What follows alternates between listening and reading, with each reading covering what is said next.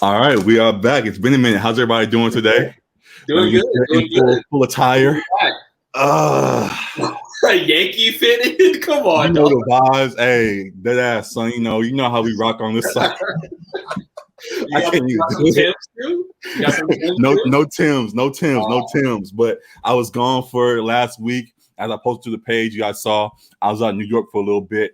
First time out there, really enjoyed it. The Angel, like I said, was amazing. Really enjoyed my time out there, celebrating my cousin who graduated from NYU. So salute to her. But yeah, had a real good time. Enjoyed the city. It's all just a real good vibe. I enjoyed it all. So definitely we'll be back. And yeah, it was a real good time. And part of the good energy that was there was because the playoffs getting started. New York got two teams in the playoffs right now, Knicks and Nets. And you just felt that energy from both sides. Guys wearing Julius Randle jerseys, guys wearing James Harden jerseys, both sides, of guys and girls. Everybody was rocking all their fan stuff, and it was great to see. So yeah, really enjoyed my time out there. Not fully committing to them just yet, but wanted to put my NY hat on just for a second to show y'all that I was there for a second. But you just popped that out there? Yeah, huh? You just copped that hat out there? No, I had it for a little while, to be honest. Oh, I wore it one time out here, and all the LA folks got on my head about it. So I was like, let me just keep this in the tuck for when the time is right, and now it's fitting. So I brought it back out. But yeah, now back to our LA stuff. Definitely great things going on. Funny, I'm now back home in LA, but Alec, you're out in Arizona. How things out there right now? You on your own trip right now yourself? Yeah. I'm back in the Dirty T in Tucson. Obviously, we both are U of A guys, so back in the college town, visiting my girlfriend, and it's been nice. I was telling you before the show, it's a little bit of an adjustment seeing more people in public without masks on. Right. But it's also in a way good to see. I mean, it feels like we're finally turning the corner with this pandemic and everything, getting back to a lot more normalcy. I'm gonna go to a Diamondbacks game tomorrow against the Cardinals, so first time back at a live sporting event should be fun as well. Too. And I'm glad you brought that up too, because you're going to a Diamondback game. We have a few friends of the show and friends of our own, Lance and Taylor, who went to a Suns game the last, I think it was last game, or no, game one, the playoffs. Yeah, and they're the ones that jinxed it for us. All our Lakers fans, y'all saw went down game one. Putting it all on them. The Suns came out and had a very nice game. And I'm blaming them. If anybody asks, it's their fault. we can joke about that for sure. Yeah, exactly. They rubbed off on the Suns and gave them some. They rubbed off on the Lakers, gave them some bad juju, I guess. So, oh well. But we bounced back game two, looking pretty good. We'll deep dive that more in a second. But yeah, me and Alec both have been traveling a little bit, getting outside a little bit as things open up, and looking forward to a very fun summer. So that's what we got going on. It's 3 minutes in. My apologies. This is another episode of Section 300. Thank you guys for tuning in. Sorry for the late intro. For new followers, make sure you subscribe to the YouTube page here. Thank you guys so much for tuning in. Follow us online, IG at Section.300, Twitter, Section300 Sports, as well as Section.300 on TikTok and other places as well. So thank you guys so much for tuning in. And yeah, we're back with all our LA sports talk and all of that. And yeah, going back to our Lakers, it's just been an interesting start to the playoffs so far. You got the Lakers stuff on right now. What do you think of our first two games, Alec? Yeah, I think game one was a bit disappointing to see, I guess, from a energy standpoint, as well as like focus, attention to detail. I know a lot of times LeBron specifically, and I guess Frank Vogel can take game one kind of as a feel-out game. A little bit. Yeah, feeling out the opponent. I mean, obviously they've done scouting beforehand, but getting actually on the floor against them is a different scenario. So taking the approach of feeling it out and seeing what they're trying to give us defensively, matchup wise, and how they're going to attack us. And I think, I mean, we'll get to my prediction for the series in a little bit, but I think that was a necessary game one, although it wasn't like the win we'd like to see as Lakers fans. Right. I think it was a necessary loss just for us to see where we're at. And I think AD knows that he has to play better. He's voiced that in post game, and he knows that he can't put on a performance like he did in game one. And that's kind of something we've been critical of AD for in the past. Like, obviously, we know he's an otherworldly talent and can put up the games like he put up last night in game 2 with 37, 10, and 8 or whatever. Right. We know you can do that. So don't give us the 3 rebound games, the exactly. point scoring outings. Like I was saying yesterday to my dad, like there's no reason for him not to come out with that type of energy from the tip in every game. Right. And so I don't understand why he kind of goes in and out of it, but he knows where we need him to be if we want to win a championship. And I expect him to continue to play that way. Yeah, I had the same thought. It was confusing because last year's playoffs went the same way. Our first 2 rounds, we lost the first game. A lot of Lakers fans point that out, how we lost game 1 and then won the next 4 straight, which is still great going on a sweep afterwards, gentlemen sweep. Well, it's like we shouldn't need to lose the first game to go on and do that. We should have that motivation from the jump and be able to knock them out with ease as we go on to usually do. So, yeah, it was a little disappointing in a way. But since we have seen it before, I wasn't as nervous as somewhere online. So, yeah, I will say, too, though, I did tweet this out watching the game. The Suns are no frauds. I know we've talked about teams being frauds. We'll get to another team that you may still think is a fraud right now. But the Suns are not that. They're a very legit squad. Yeah. Chris Paul individually might be. We can go back around to this in a second. Yeah. But the Suns in general are a team that should not be taken lightly. And Devin Booker, I'm glad we finally get to see him in the playoffs. Same with DeAndre Ayton. I call him DeAndre Olajuwon after game 1 with how he cooked our guys. But, it's been very impressive seeing the fight they put up. Also, as people have been doing, major tip of the hat to Cameron Payne over there, who stepped up very well in Chris Paul's absence. And while he's been hobbled with his things, he was someone who was just known as the guy dancing with Russell Westbrook for the start of his career. Yeah. And now he's actually on the court himself, holding it down for real. So major salute to him for how he's looking over there. And that whole squad is looking very good. So, yeah, I'm very impressed with what I see from them. But I do still think that our guys will get it done. So, yeah, hopefully AD keeps that same energy as game 2. Hopefully LeBron continues to step up. I loved his leadership that he showed. Everyone's talking about that one little clip at the end of game 2 where he passed to KCP and wanted to shoot that ball. He definitely should have. And LeBron let him know about that. Love to see that. And, yeah, I hope that this energy continues throughout the rest of the series and the playoffs. So, I like where we're at. I was going to shout out, too, to Andre Drummond. I tweeted this out during the game, but respect to him on his performance in game 2. We were on his head. We were on his head game 1. Game 1 was a lot. Sit down. It was more of the same of what we've kind of seen from him in his Lakers tenure, with looking kind of lost on defense, clogging the paint for AD on offense. And just putting up an empty double-double. Like, I think he still got his 10 and 10, but it was he gonna get his numbers. He gonna get his numbers no matter what. But we gotta feel it. And I was kind of critical of Vogel too, because as we've said, AD playing at the 5 is when we're at our best, and he played a lot of Drummond next to AD, and it clearly was not working in that game 1 matchup. But maybe it can work in short stints. From what we've seen in game 2. They did play a lot together again, both ADs, and Anthony Davis just coming out more aggressively. It worked having Drummond on the floor. I mean, because he was able to do what he does best in cleaning up those offensive boards and finishing around the rim. He was majorly impactful in game 2, and so I was props to him because I've been heavily critical of him, but he was a major factor in this win. Him and Schroeder, honestly, were probably the main 2 key factors. Schroeder was able to penetrate a lot and I think get around 24 points for us. He was huge for us. And as you said, LeBron and AD doing their thing. If we got guys stepping up around them, it's a repeat, as I've said before. I think we can get to this now. I said, before the series, I said Lakers in 5. Then they lost game 1. I'm still sticking with it. I mean, Devin Booker, Booker T. Washington. It doesn't matter. Lakers in 5. I don't care. Got you. I'm confident and comfortable still, but I will say that I'm not taking this team lightly either. If that makes sense. I will say that while I've seen you say what you just said, and Shannon Sharp said, Chris Paul, Cliff Paul, Paul Pierce, or whoever, Lakers in 5. I've seen a lot of Lakers in 5 still.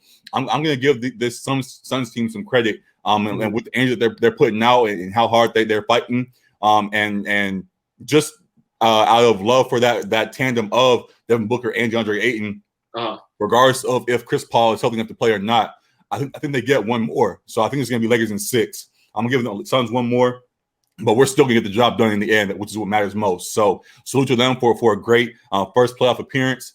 It's funny saying that now with the series still going on, but thanks for showing up. We appreciate you guys warming us up for the run. And yeah, I'm excited. End of the road already. We see right.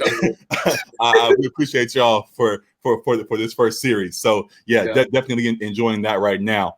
Yeah. Now, actually, before I even get there, let's stop and talk about him first, because it's been a scrappy series as well. And Chris Paul got kind of set the tone with that early on in game 1 with how he was putting the energy out, and ended up getting himself hurt in the process. Ended up with I don't know exactly what, did they diagnose it yet? Did they say what it was, like a stinger or something like that? It was like shoulder contusion initially. Yeah, it definitely was something like that. So it looked even worse than how it sounds, because he was on the ground for quite a minute trying to work that out. But yeah, it's just sadly the yearly Chris Paul playoff injury. Right. He leads them, has a damn near MVP type season in the regular season, gets to the playoffs, and then when it's time to make that next step into that we need him most, he gets hurt some kind of way. So whether it's a freak accident or not, this seems to always happen. And it's sad that it did, because the Suns seem to be in great position to put up a fight at least. So how do you feel about Chris Paul and his woes? Yeah, I mean, it's unfortunate. He is getting older too, so I think that plays a part in it. Like, he's one of the elder statesmen of this current NBA. Same age as Chris Paul, or as LeBron, right? 36 or 37, something like that. Yeah, probably it has to be right around there. Yeah, but yeah, it seems like every year either it's a choke job or he's getting hurt in the playoffs. It matters most. Mm-hmm. And yeah, like. I feel bad. At the same time, I don't feel bad. I've seen a lot of that. Yeah. Like, it happens. Like, you can't control it. And two, like, I've never liked the Chris Paul antics on the court either. And he pulled some bullshit in that same game where he undercut LeBron. Right. I mean, LeBron likes to do the theatrics, but that was a dangerers play, cutting his legs out too. And LeBron went full theater. There was a video, they edited it and made him win the Academy Award. You see that little video? Yeah, because he went and he sold that injury. He walked through the fight, went to the sideline, flailed. Yeah, he put on a whole show. But yeah, it was real scrappy.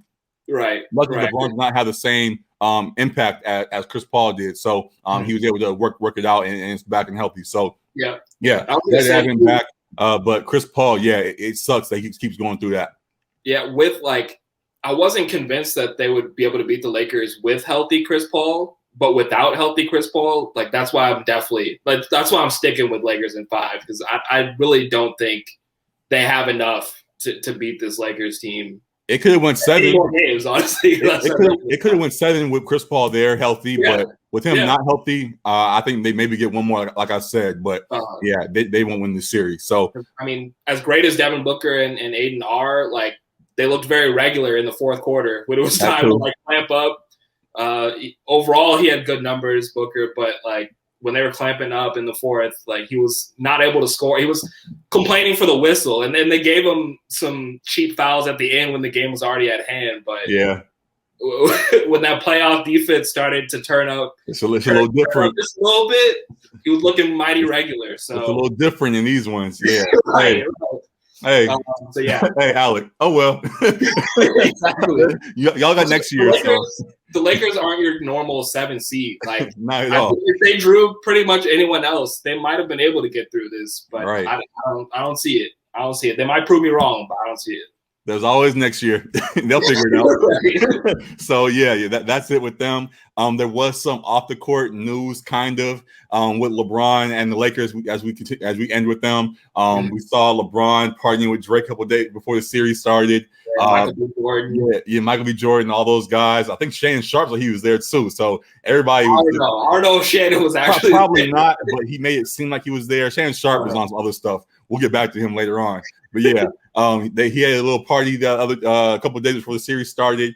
People were trying to say, "Oh, he's violating COVID protocols, and he didn't just sit." The Suns were like, "Oh, we got him." And then they were in the league was like, Chris Paul called up Adam Silver with quit. snitch hotline. And Adam was like, "Do you know who this is?" This is LeBron we're talking about. It was like that worked in the bubble last year. Yeah, no, this ain't the same. So even though people can speculate and say he broke COVID protocol, whether he did or he didn't, he's playing right now. So here's what it is. He put out a statement a day or two ago, saying how everyone had a COVID test or had the vaccine. Yeah. Right. So glad that all was straightened away. But yeah, just people trying to find any way to find a way to get the LeBron and our guys out of there. So oh well. But yeah, definitely funny things there. But now to the other side, Chris Paul's former team is still up to their same antics. Same old thing. Another year of the usual Clipper bullshit. So the Clippers are struggling with the Mavericks yet again, and it's just been beautiful, man. Honestly. I had to start this off. This is going to be something you told me to do a while ago, but it's time. It hurts to do, but officially, I'm removing Paul George from the number one spot on my favorite player list. I've been staying loyal and rocking with him, hoping for things to change. And while he still has been somewhat impressive, just him being in that jersey, like I can't get myself to root for that team because that team always comes up short. And it's driving me crazy watching them, how they continue to come up short. So when he loses his first round and then leaves and goes somewhere else, he might jump back up into number one. But as long as he's in the Clipper jersey, I can't play both sides like that. It's ridiculous. So yeah, Paul George is bumped down for a little while. And yeah, he's bumped off just like how Luka's about to bump them out of the playoffs right now. So how you feel about this series with the Mavericks and them? Yeah, I think I talked about it on our friends of the show on the Dagger Pod. I thought it was going to be Clippers in 6. Major salute. I thought it was going to be Clippers in 6. They still have an opportunity to do that, but it's not looking likely. I don't see them winning 4 straight games against the Mavs. Luka sees food right now. And it doesn't matter who's in front of him. Like Pat Beverly, he doesn't even see him. Like he looks right above his head. But if it's Paul George or Kawhi, like he's still hitting step backs, fadeaways over them. He had 39 last night. And then to my critique, like 32 to my critique from last year or the last playoffs, right? Luka hit that buzzer beater over Reggie Jackson instead of Kawhi. I said, Kawhi, if you are that dude, like you say you're that dude, you need to see Luka as a guy trying to take your spot and shut him down. And I've yet to see that.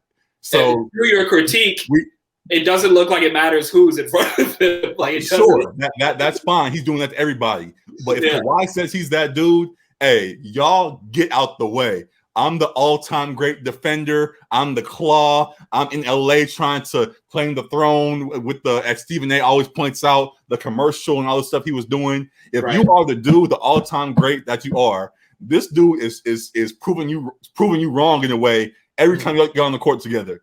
You gotta shut him down. So you gotta get in front of him some kind of way. It's been ridiculous. So he has guarded him on occasion, and Luka still is doing his thing. Yeah. So I don't know what has to change.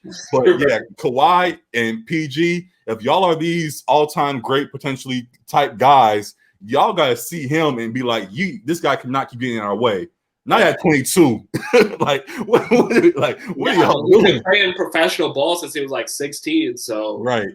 He's not your normal second-year player or third-year player. Right. So, people are pointing criticism to everybody. Honestly, they're pointing at Kawhi, pointing at Paul George. Ty Lue now is getting the Doc Rivers treatment as well. So it's just messy all around. Yeah, I don't think you can put it on the coach. I mean, like I know Doc Rivers took a hefty share of the blame for how they crumbled last season, and Right. partially deservedly so. I mean, he's had his own 3-1 struggles with other teams as well too. But I think you got to put it more on the players than you can put it on Ty Lue. I mean, because it's majority of the same group. Like it's Patrick Beverley, Marcus Morris, Kawhi, PG. They added a little bit of help. We thought with like Batum and Serge Ibaka, Rondo, exactly. Which they've been playing Reggie Jackson and Patrick Beverley more than damn near every Luka clip I see online is him over Reggie Jackson. and again, to my point, Patrick Beverley just bullying him. And again, to my point from last year, why is Kawhi not on him? I understand Tim Hardaway Jr. is cooking too. He deserves a whole lot of respect. That he can shoot. Kristaps and other guys on that squad definitely deserve some attention. But the number one guy, their number one guy should be on him as well. And I don't know why Kawhi is not locked in on Luka. It seems like teams don't really treat the number one option like that, minus like a few guys in the league. Like understand that. I see Steph get that treatment where they go like box and one, and it's just one guy following Steph around the court. Or like even we did it a little bit on Devin Booker in games 1 and 2, right? With just having like Caruso attached to him and playing a box and one, essentially. But like it seems like, because that's been a criticism, like you're critiquing Kawhi for not taking him one-on-one. That's been a criticism of Giannis, who's been a defensive player of the year. Right. But he's not just like checking up one-on-one with KD or the best player on the opposing team. Like he kind of plays that roaming defense. And so I guess that's kind of a coaching scheme thing. So maybe you could get on Ty Lue there about that. But I don't know. I mean, I agree with you. I'd want to see the best player, the best defensive player guard the best offensive player, but you're probably ducking the smoke, I guess. I don't know. But. And I was going to bring it up. Also, to that point, you can't duck the smoke after asking for the smoke. Y'all fell to this spot to play them instead of the Lakers. So it's like if y'all wanted this, you got to understand. I don't think they realized that Luka was like hunting them too. Like Luka still remembered them, that they kind of got lucky last year. Year. So they fell to the Mavericks like, oh, we're gonna get Luka again. We can get past him.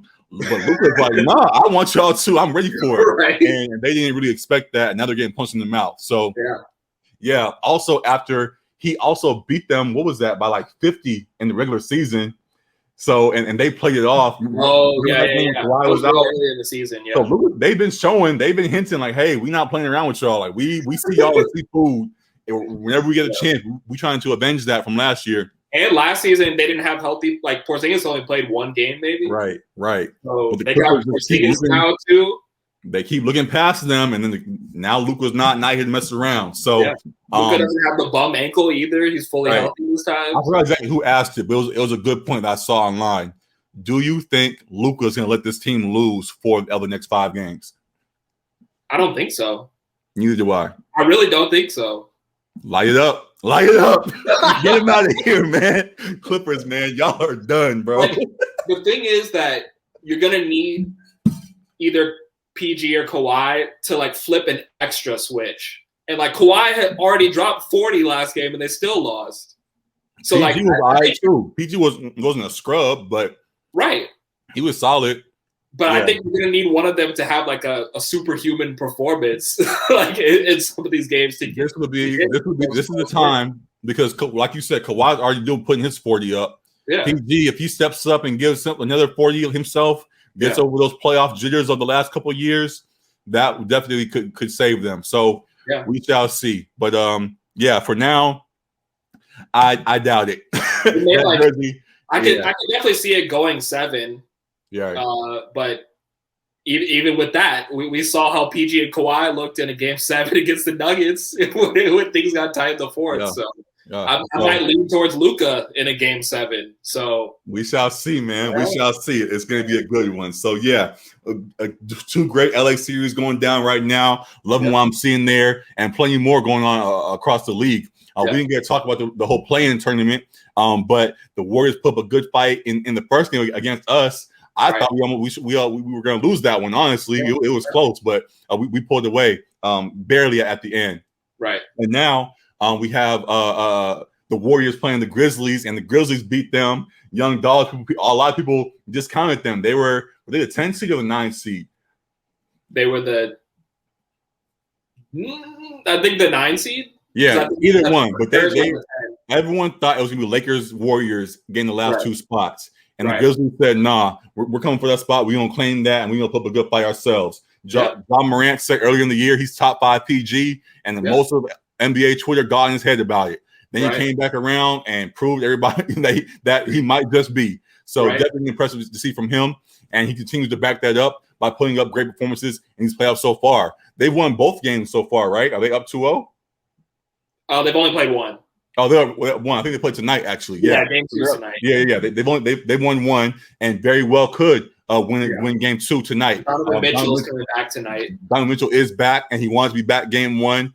But the medical staff said otherwise, kind of a Kawhi Spurs situation, but whatever. Donovan Mitchell will be back, and that should be the answer for Utah. But with how hungry and fearless this Grizzlies squad is, anything is still possible. I like what I see from them a whole lot. What do you think about how this series is going to go? I still give the Jazz this first round win. I think regardless if it was the Warriors or the Grizzlies, I had the Jazz winning this. Like, I've called them frauds, but I think they're an all-around good team. Like, and I think they're deeper than the Grizzlies are, and they have a little bit more playoff experience. Speaking of which, to the death real quick, major salute to Jordan Clarkson, just announced as 6th Man of the Year, former Laker guy that we still hold dear to us. Major love to him. I said baby Lakers thriving. Yeah, absolutely. So love to see that from him. And definitely he helps the depth on that Utah squad, which is a separator, as you're saying. So go on, you can continue. Absolutely. And so getting back Donovan Mitchell, I think, is a huge boost for them, even if it's 80% Donovan Mitchell. I think that's a large boost for them. Mike Conley was great despite the loss in game 1. So having him back healthy is great for them. And despite them having been bounced in round 1 or 2 before, they have that playoff experience that the Grizzlies don't. And while the Grizzlies don't care about that, like, they're still going to come out and fight regardless. They don't care that they're the new guys on the block. But I think they're just still not quite there. Morant and Brooks, I think, are already they're ready. That playoff caliber players, but I think the Jazz got the number 1 seed for a reason, and they won a lot of those games even while Donovan was out too. So I think they can get things together. I don't think they were expecting that kind of punch in the mouth in game 1. And they were probably hanging their hats on having Donovan Mitchell back for game 1 as well. He said he was ready. He said he was going to play, and then they pulled him last second. So it definitely was a little shock. But what's that? I was going to say I think they bounced back. Yeah, and I think it helped the Grizzlies too. Also, just having the play-in tournament, coming off that momentum of beating a decent squad, at least having Steph there, beating that Warriors team, and having won 2 games. Having won 2 games straight.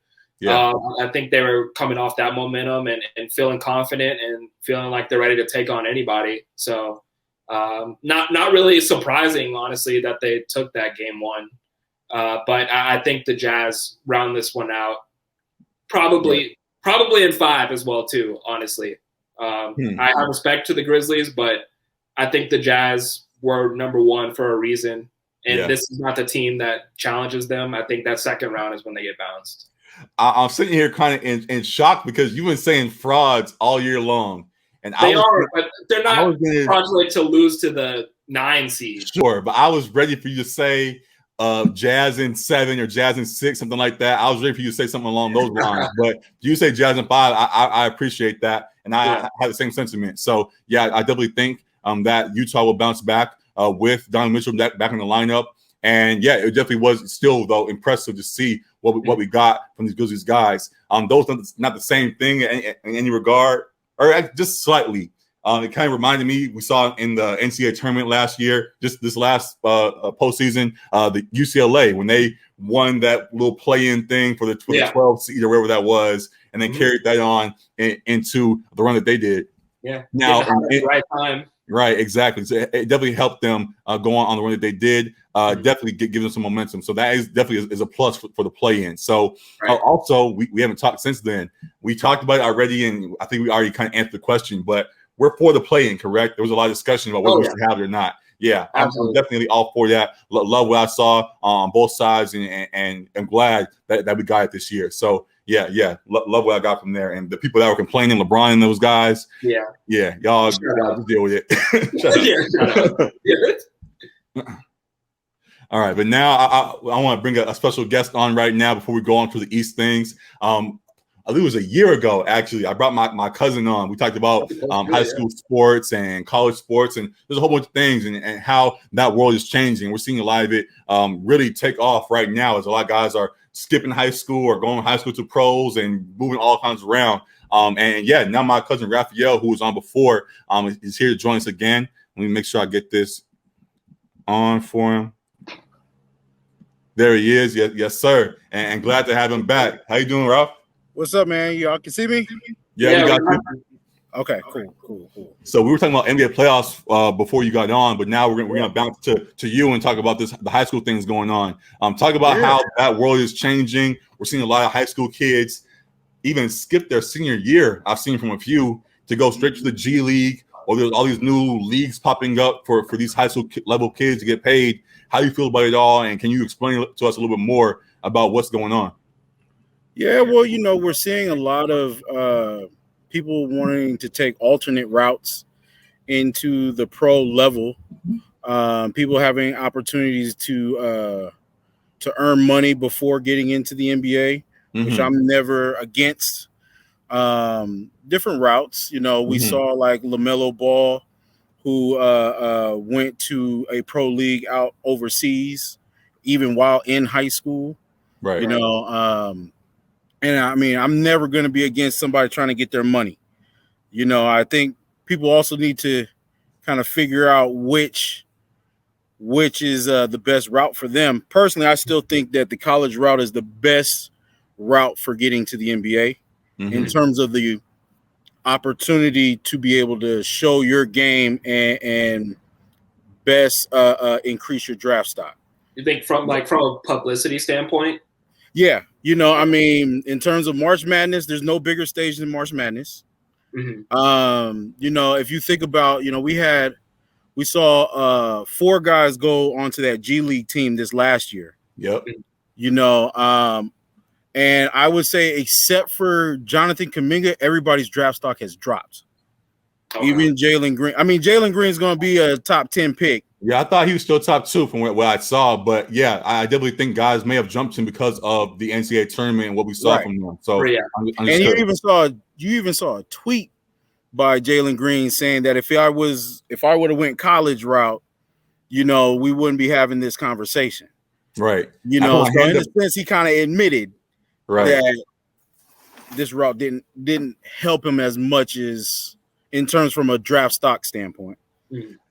In my head, you said that college is still the best route. I think there's a difference between the best route and the safest route. Is it the safest route, or is it actually the best route still for guys to get there? But in my head, if you can go straight to the G League, you're already in the door. So why not take that route to make sure you're getting to that next step you want to get to? I mean,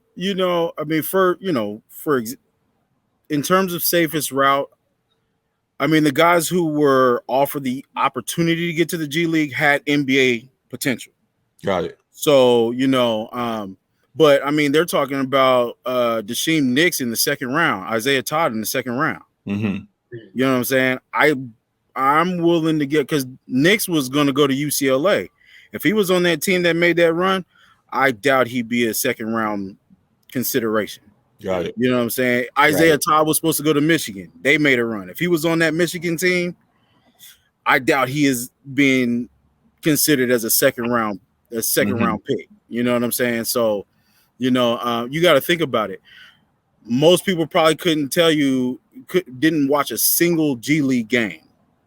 Yeah. You know what I'm saying? You might have saw highlights. Who watched the full G League game? I was going to say, too, I didn't really see a whole lot of highlights either. There was a lot of hype about that first game they played, just out of curiosity. But after that, we didn't really see a whole lot. So that publicity was and the other part about it is that there's no substitution for competition. Not necessarily in terms of the talent level that you're going against, but if you're in the G League, what are you playing for? You're not playing for a championship. That G League team was basically playing exhibition games, and you got a guy like Jalen Suggs. So I think Jalen Green is talent-wise better than Jalen Suggs, but you saw him compete for games that were worth something.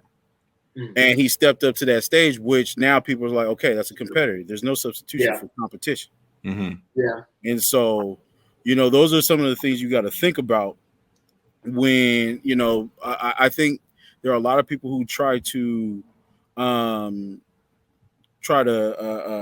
get around that opportunity to really showcase their ability or compete with some of those high-level talents and just try to almost, in a sense, preserve what they built even in high school. Some of you are trying to preserve what they built in middle school and try to keep on to that. So, there are some that I think are making moves that are not based off of competition. Understood. And now we're also seeing, I don't know how much you've heard about it, but as big of a move as we're seeing of guys going straight from high school to the G League, there's also these AAU leagues popping up. I think Overtime Sports just announced that they partnered with KD or however that works to start an AAU league that's going to start paying kids. How you feel about that route really starting to take off as well? I mean, I like the idea of if you have the ability for somebody to be willing to pay you for what you do, you should have that right.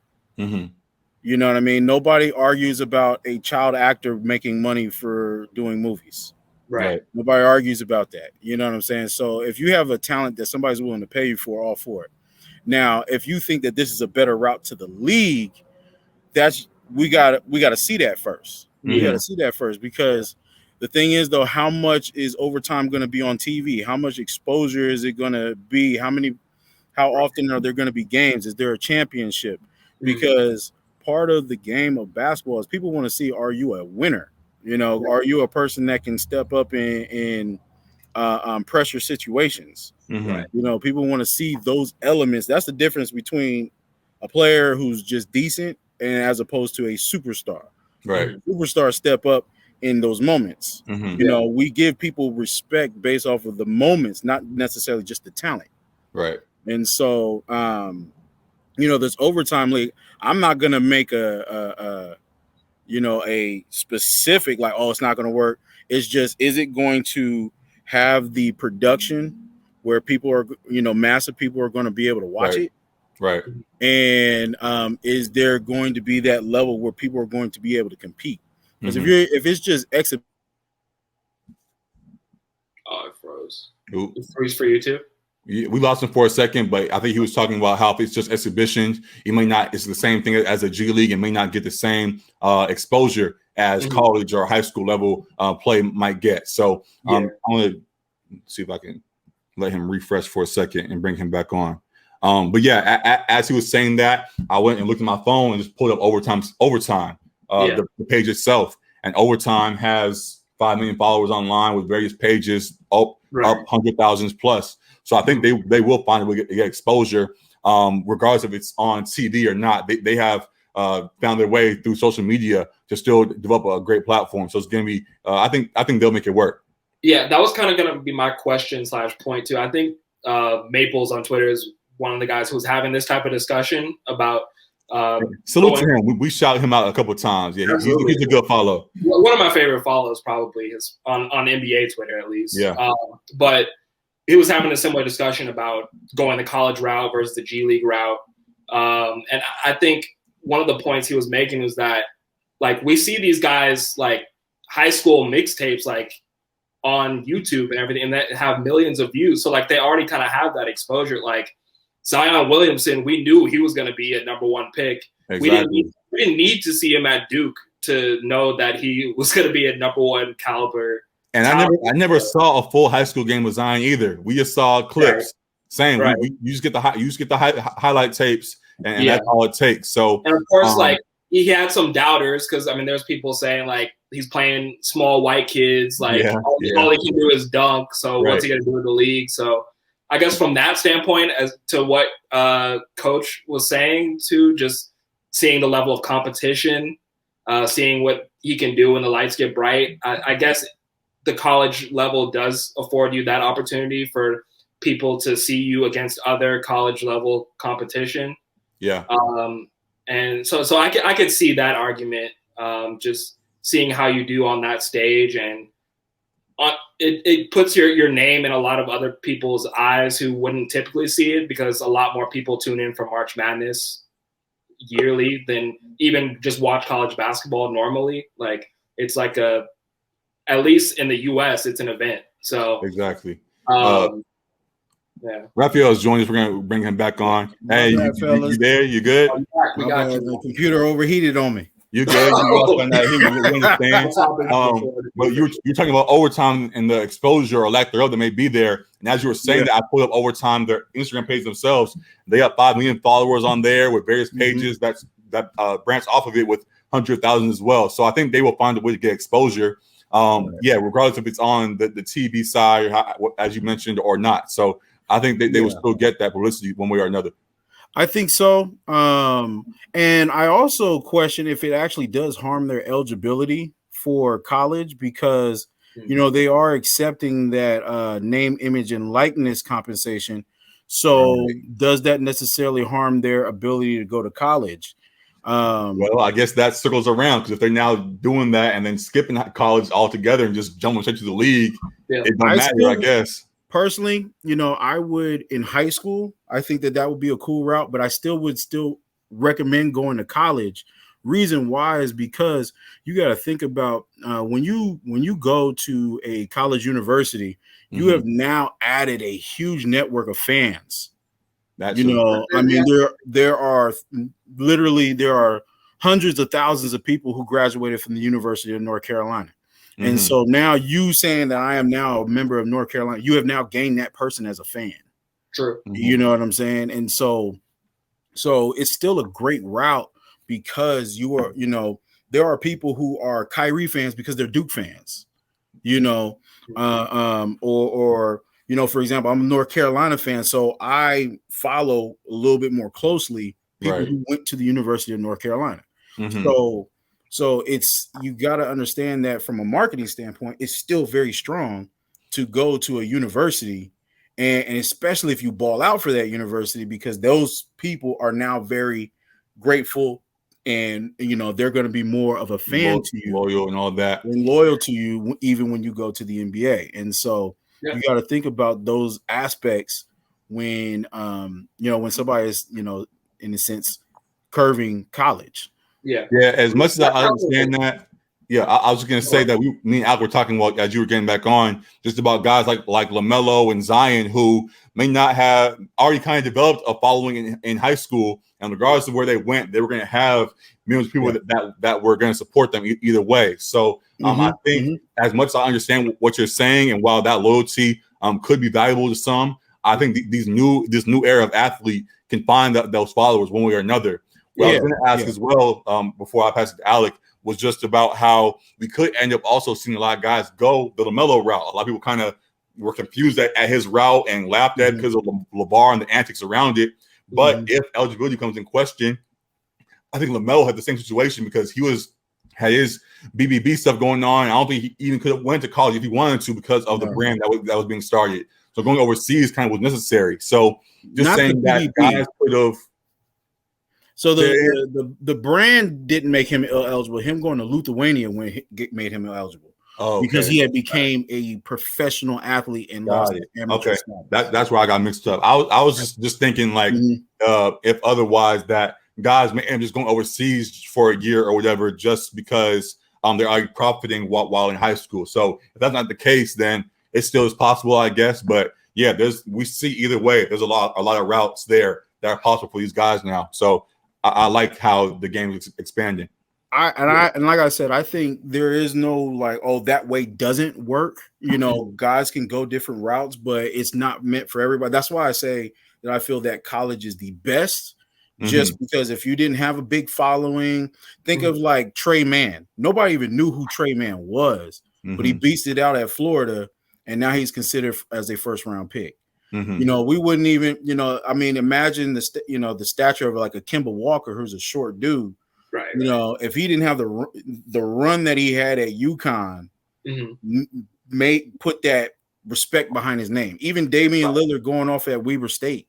You know, a lot of these the guys who really can ball, people are going to find you.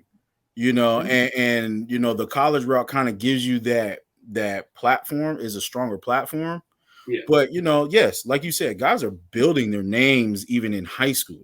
Right. And so, you know, a guy like Zion Williamson, if he didn't go to college, he would have been fine. Right. You know, because we talked about that when you lost connection. We were talking about that. Yeah, he built his name strong enough to where it didn't really matter. LaMelo had built his name strong enough to basically he was going to survive regardless of what route.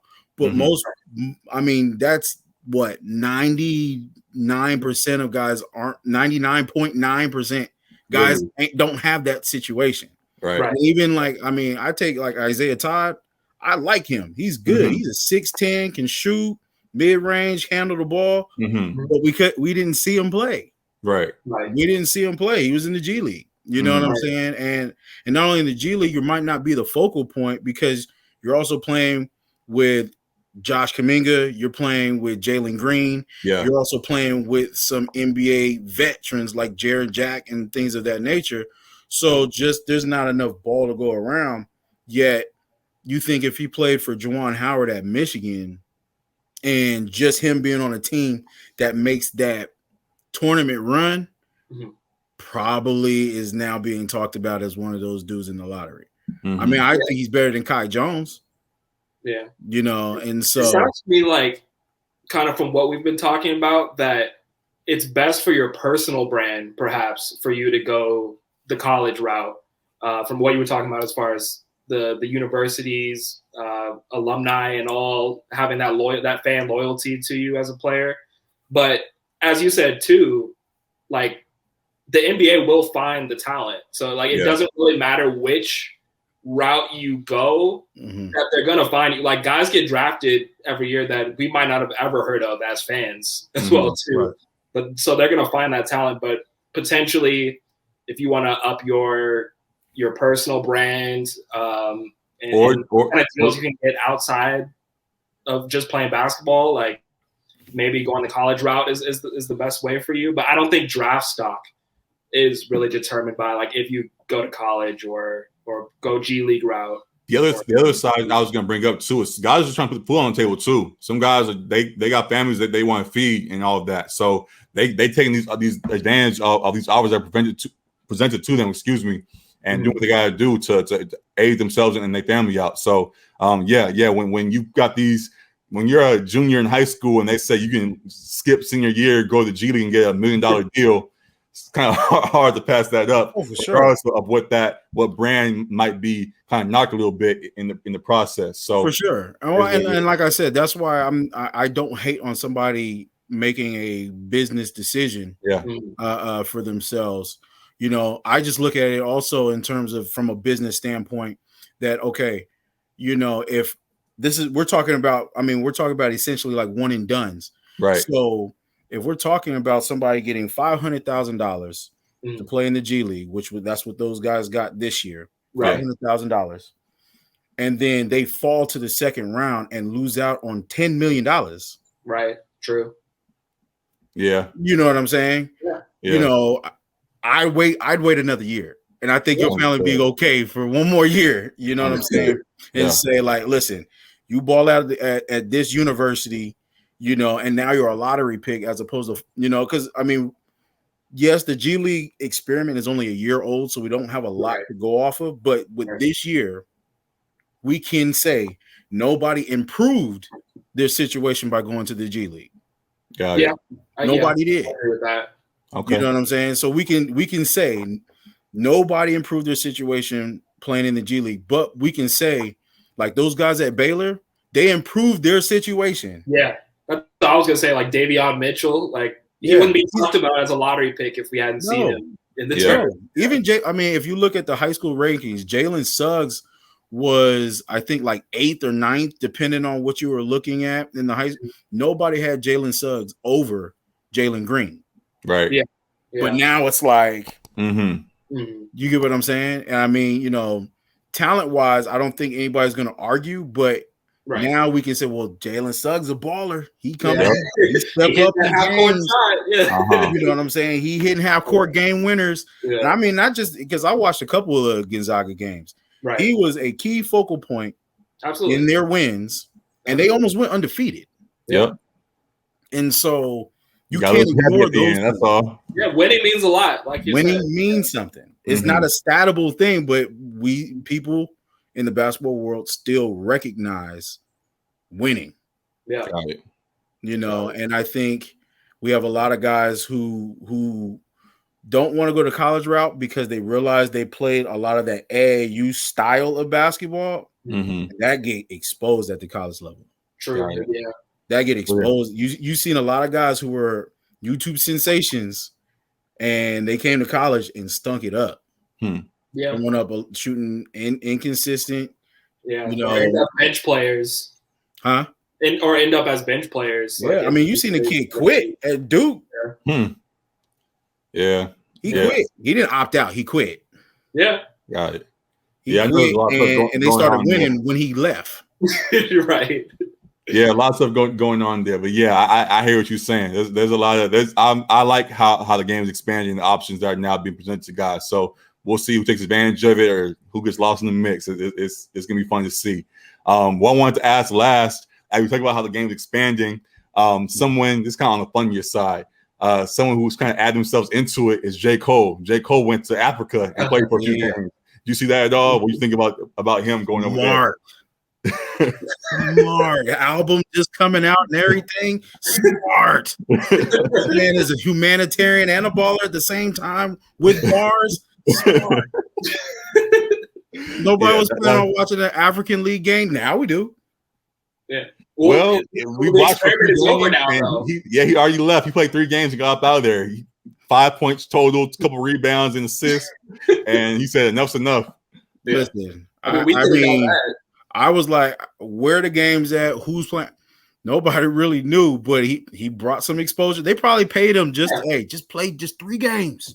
Yeah, 3 games. You know what I'm saying? Yeah. But listen, you know, you got an upstart league, and you can bring in somebody that everybody know. Yeah, it's smart. Great rollout on both sides. Great rollout. It's a smart move. Smart move. His album, man. Who hasn't listened to the J. Cole album that listen to hip hop? Numbers look good. Everybody's listening right now. So yeah, I hear what you're saying. Good point. Good point. So some of the other players in that Rwandan league were too happy about it. We're too happy about it. And then you got everybody free shoes and free content. They was cool. I'm sure they got autograph or something like that. Yeah, so yeah, definitely a good look. Now you come back around. I just want to check in with you. We talked with you right before last year as things were starting up. How are your things going there? All you got going on? I mean, you know, it's crazy year with COVID. You know, academically it was tough on a lot of kids. I mean, could you imagine just being at home? I couldn't. Like being a high schooler through the pandemic. Teachers there, like you can get on your cell phone, they can't stop you in class like this all day. I'd be lagged out from 8 to 3 p.m. Like, you gotta shut out. That was tough. We, you know, basically, there's games going on now. You know, our school decided not to get into that this year. Got it. So you know, we're kind of just training our guys, things of that nature.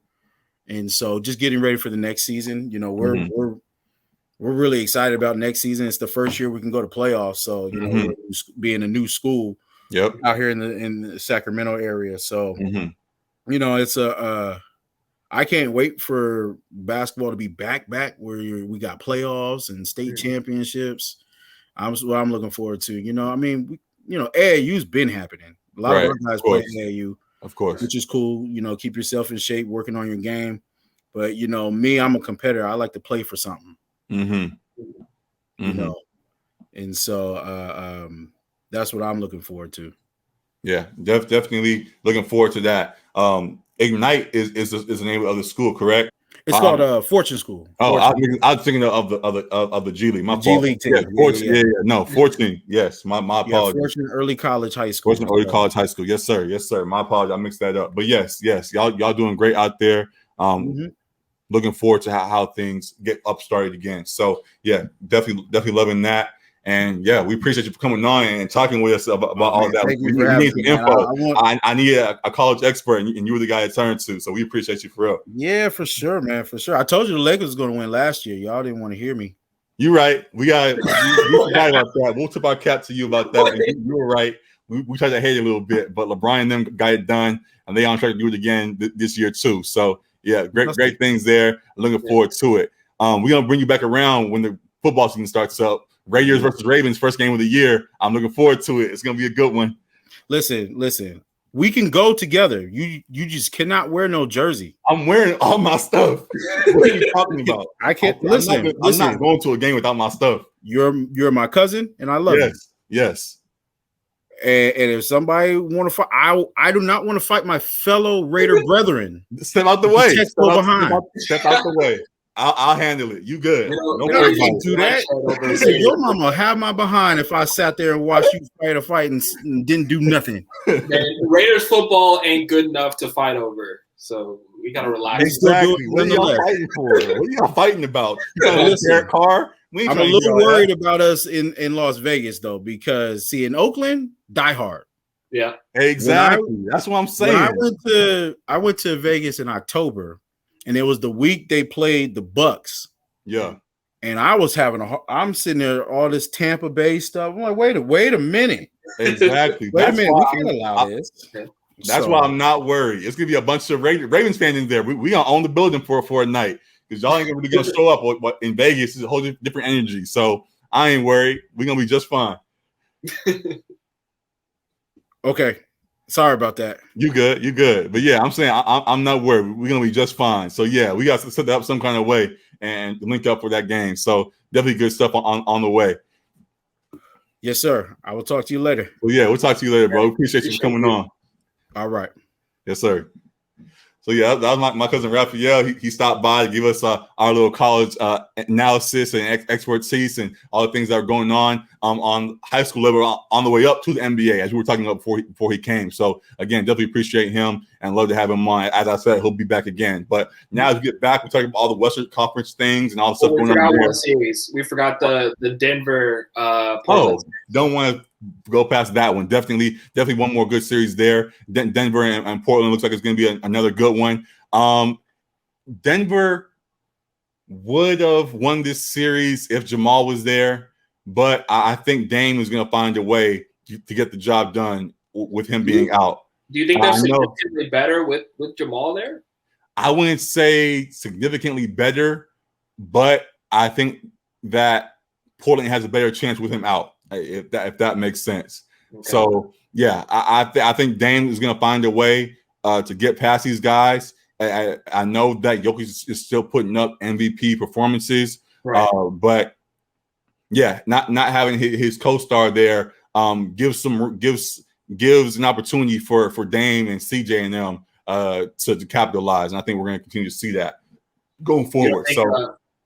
You don't think Michael Porter has been like a formidable? He has. No. Other guys definitely have stepped up. I mentioned that earlier on in the season that I thought those guys were going to step up. But I think that Portland can step up as well, and we'll put up in a fight to overcome whatever the effort that Denver throws at them.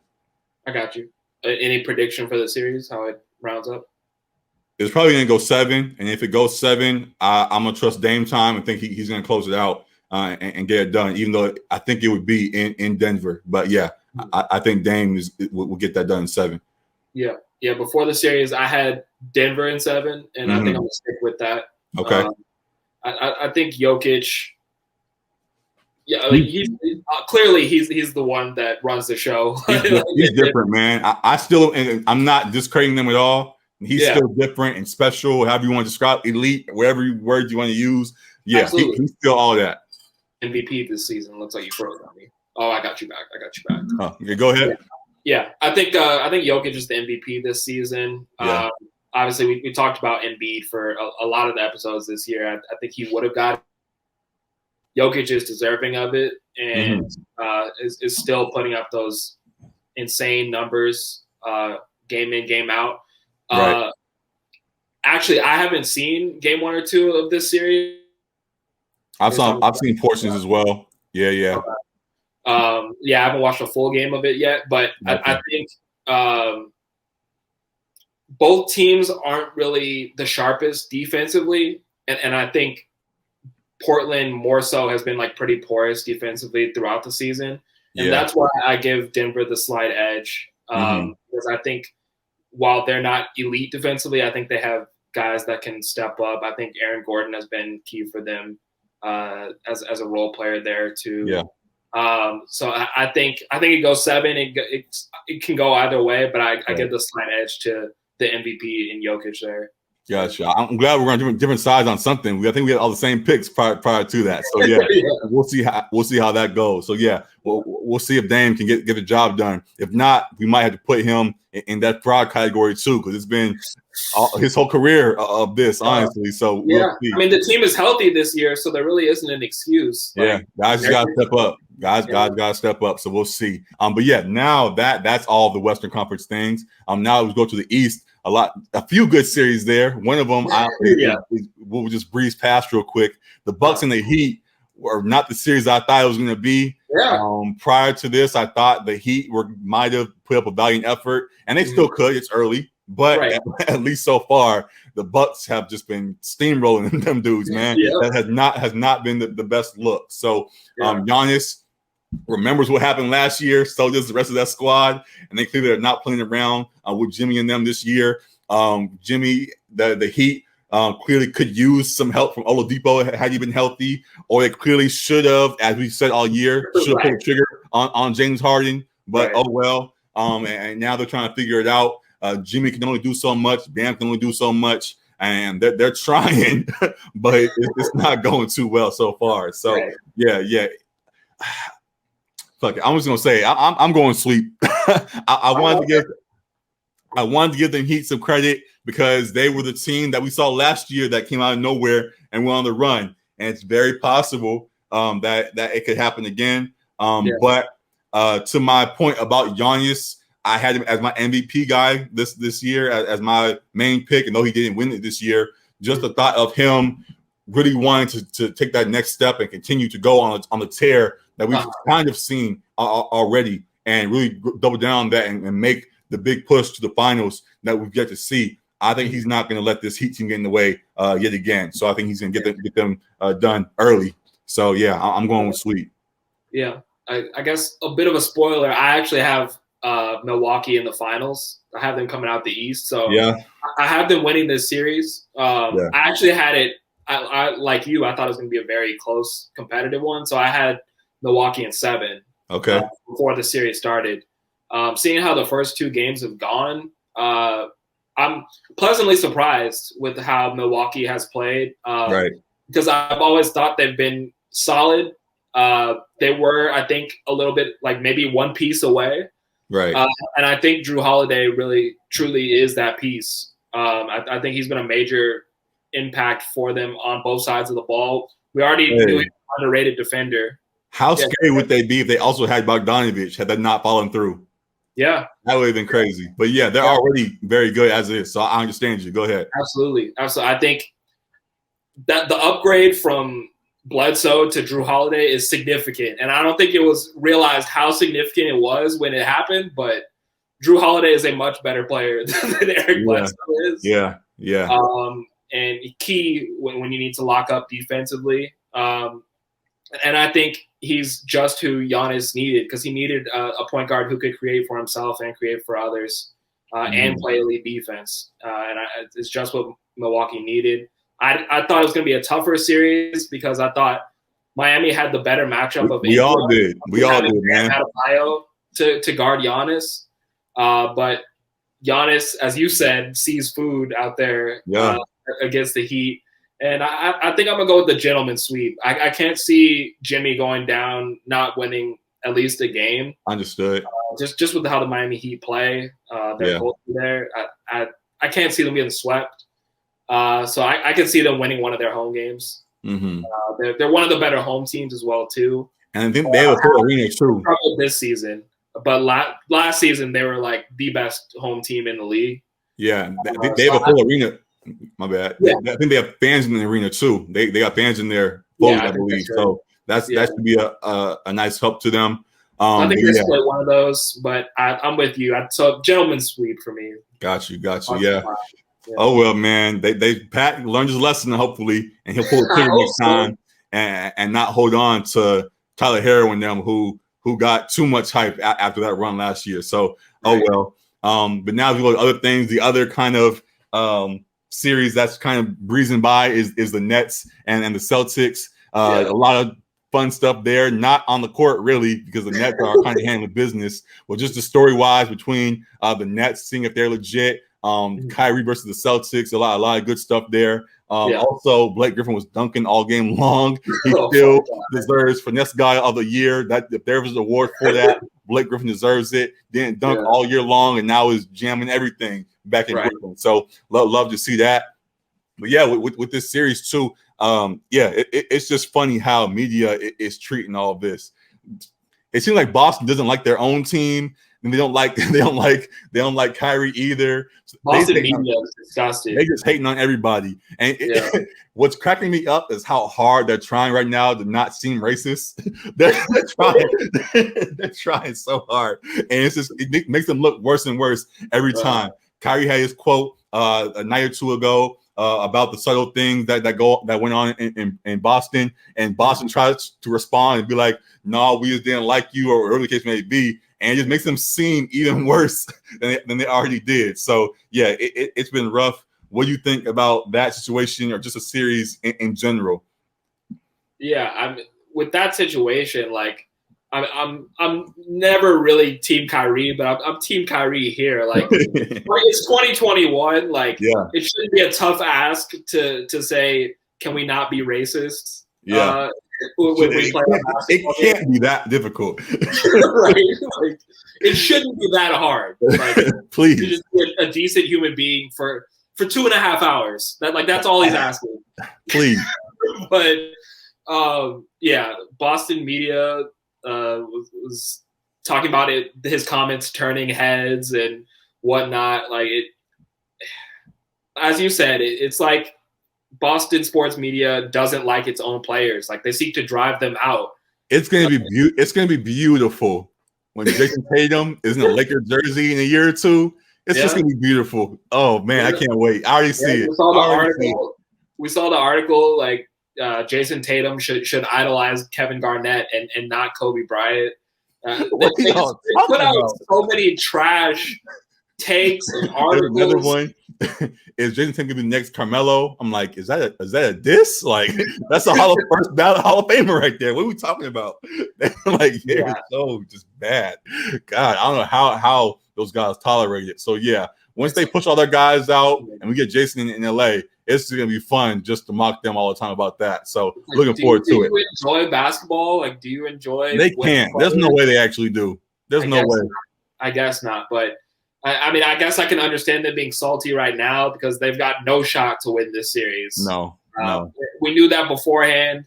But when Joe Harris is going off like Game 6 Clay, really I think I said that they're playing with house money, so I can see them stealing a game. I don't even see them stealing a game anymore. No.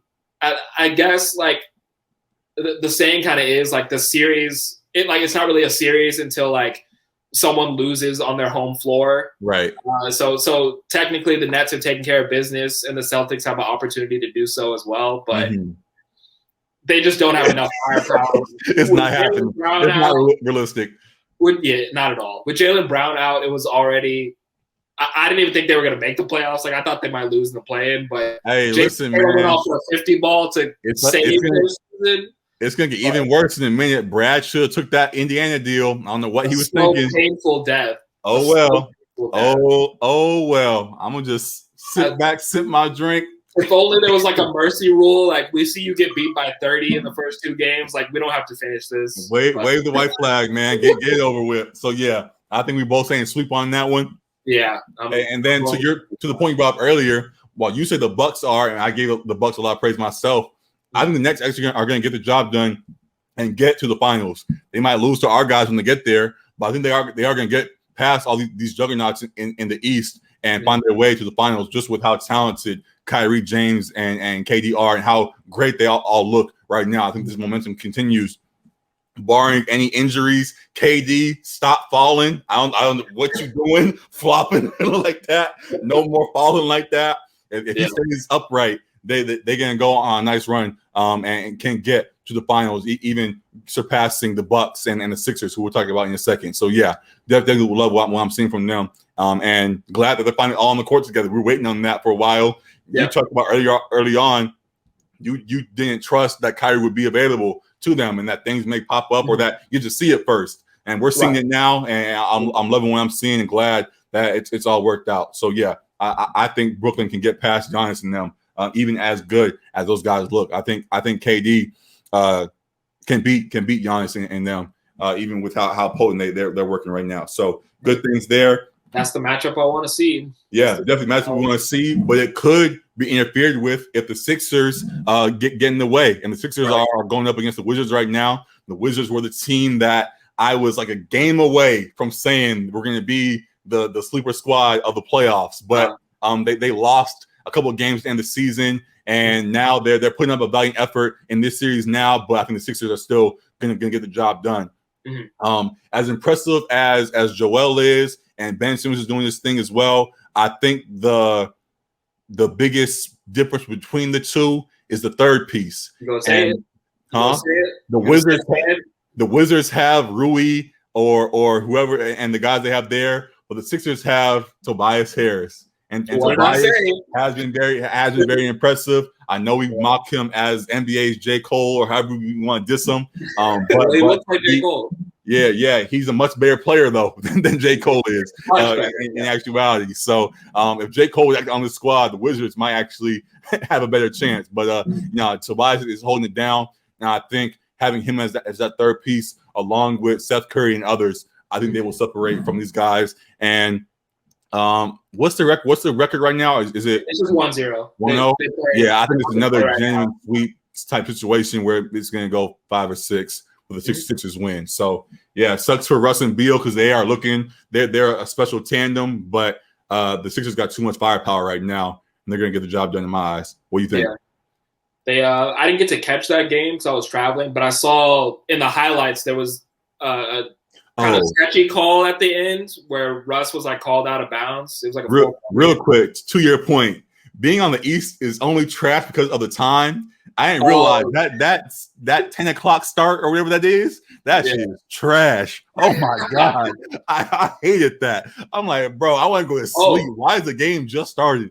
Yeah, I was gonna say congrats to G as well too, being the champion of our fantasy basketball league. Oh hey man, I don't want to brag too hard because I got lucky in a few spots. Miguel lost all his guys right at the last game of the week. But my guys, I found a way to scramble and do what I need to do to break away. So finally got the job done.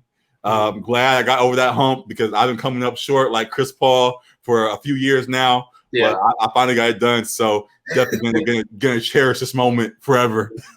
Yeah. Hey, injuries allowed you to duck my smoke. So I hate myself. Hey, it happens, man. Happens to the best of us, but it's always next year. The guy I played, Miguel, good friend of ours. Definitely salute to him. He won the football one, so he got one ring already. Couldn't let him get both. I'm glad I stole one from him. So we'll run it back next year, and it's gonna be great. But yeah, go ahead. Yeah, but back to the Sixers Wizards series. Yeah, I was saying there was like a tough call where they called Russ out of bounds. There was like a 4-point game. Yeah, like they left.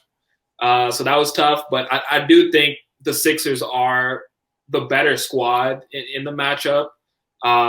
Definitely, as I said earlier in the season when we were talking about All-Star, I felt like Tobias deserved it more than Ben Simmons did.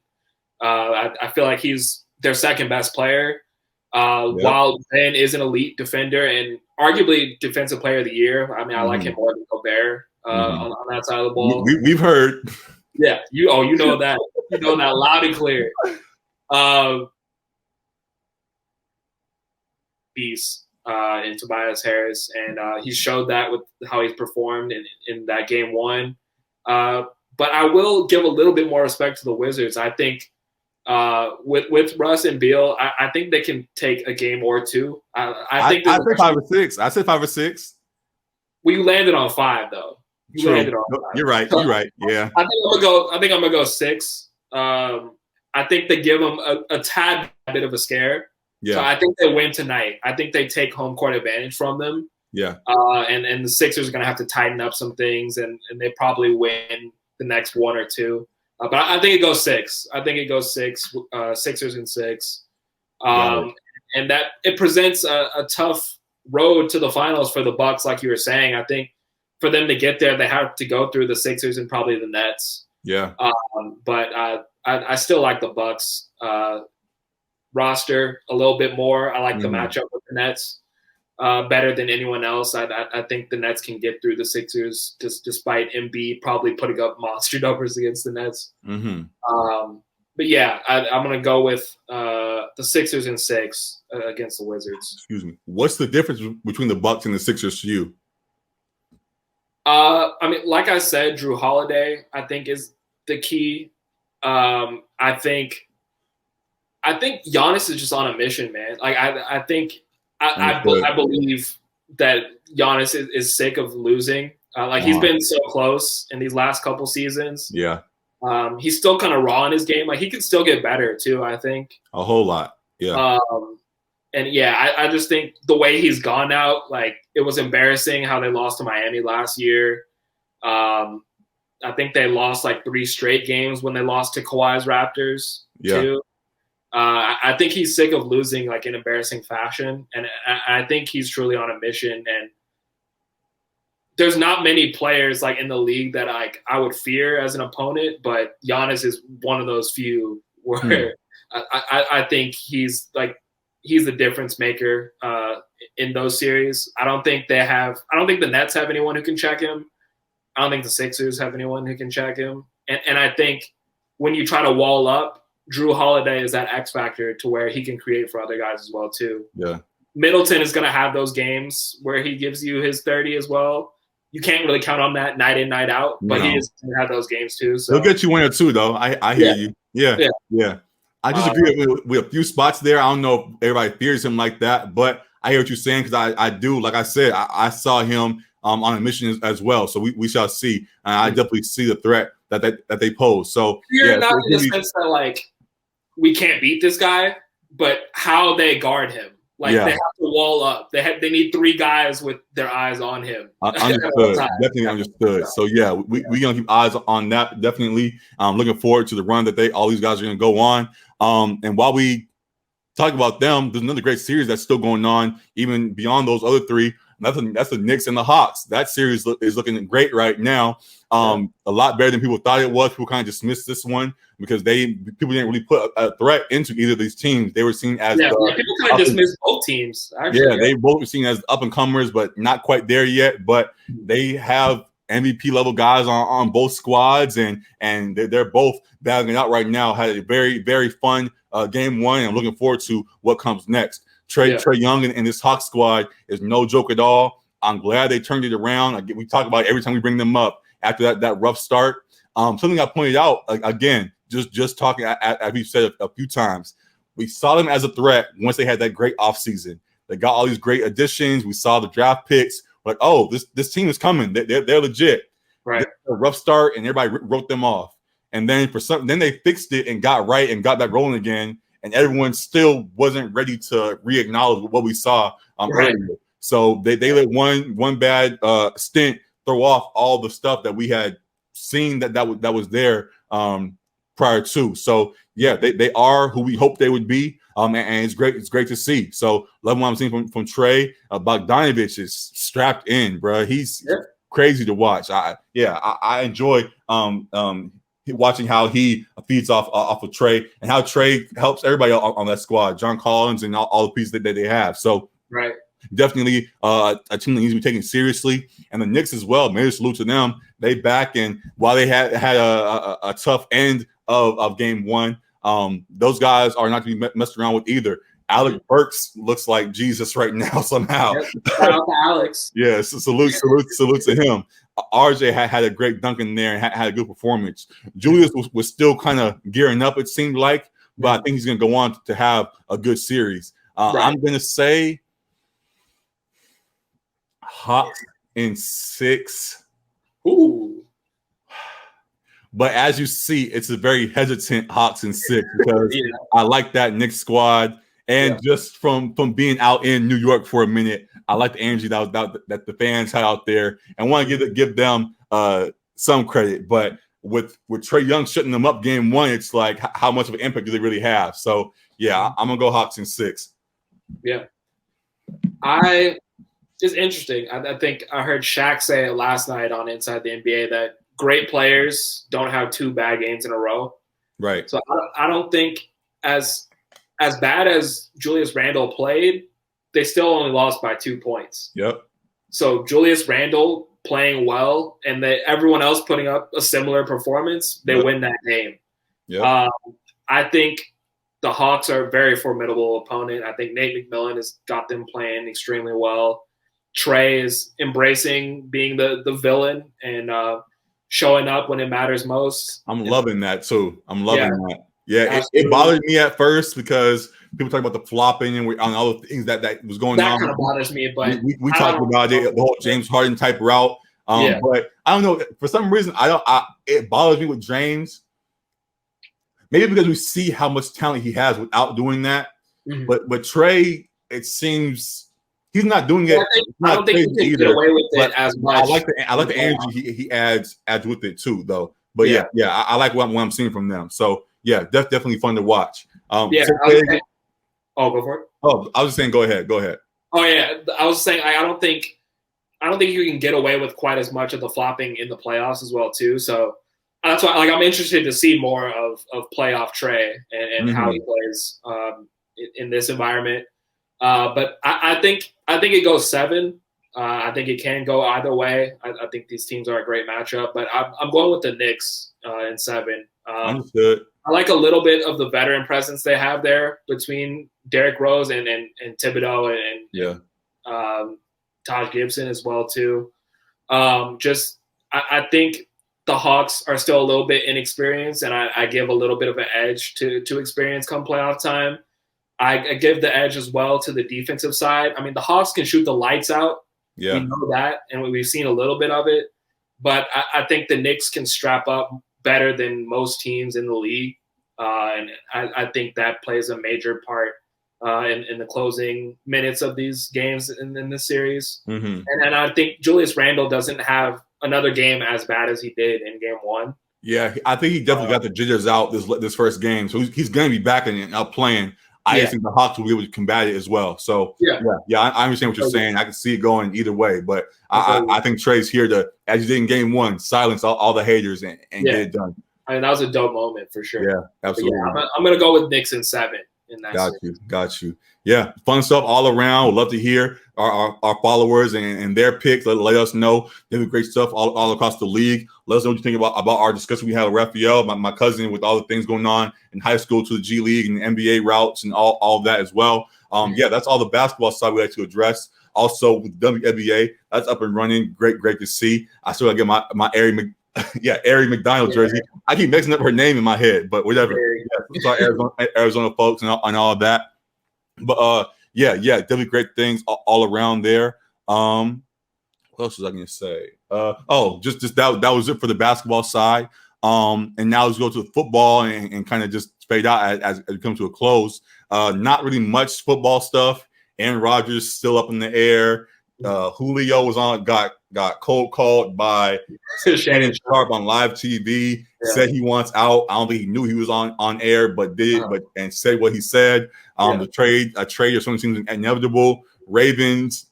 Actually, I'm not going to say please because I like the core that we have. But if you're going to pull the trigger, just pull the trigger and get it done. Don't let him end up going somewhere else like Orlando Brown didn't go to the Chiefs. Don't let him go to another rival that's in their way. Julio on the Chiefs would be insane. No, not the Chiefs. Just saying, if there's another team that might be in our way, that the Titans I've seen rumors of, don't let another team jump ahead by getting this trade done. If the offer's on the table there, pull the trigger on that. Get Lamar his help. Lamar said, I saw a post-workout interview he did, I think it was today, saying how he loves Baltimore and wants to stay. Get all the extensions done. Make sure all the guys he wants are in the building. And then make sure you get him a nice number 1 or 2 receiver, how you want to do it. Yeah. And let's get this ball rolling. Again, I'm still taking the patient approach because I think we got a lot of time left with Lamar. But if you can speed things up for a championship run and get Julio in the building, pull the trigger, man. I like the guys we drafted, but Julio is one of one. So yeah, we should do that. So we'll see.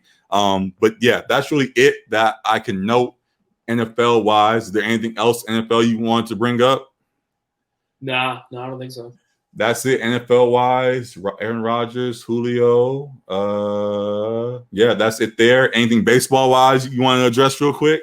Yeah, I mean the Dodgers have been on a nice little run since the last time we recorded. At least they've been playing pretty well and starting to get a little bit healthier and beat the Astros last night. So that's obviously a great thing for Dodgers fans to see us dominate the Astros who cheated us out of a ring right in 2017. Right.